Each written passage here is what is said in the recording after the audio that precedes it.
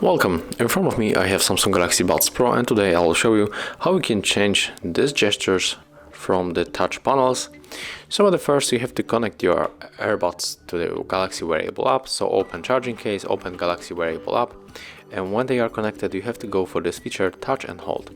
And here we got the left and the right earbud, so we can simply switch this gestures. As you can see right now it's set up to switch noise controls, but we can, for example, on the right set to volume up, and here we get the notification how we can adjust the volume.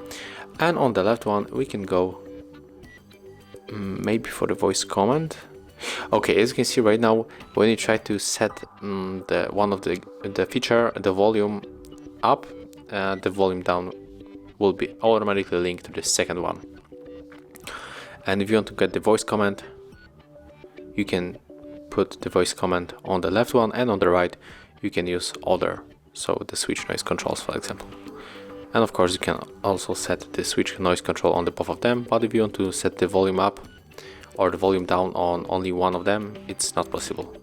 Maybe they will fix it in the preview updates of the firmware, but right now that's how it looks.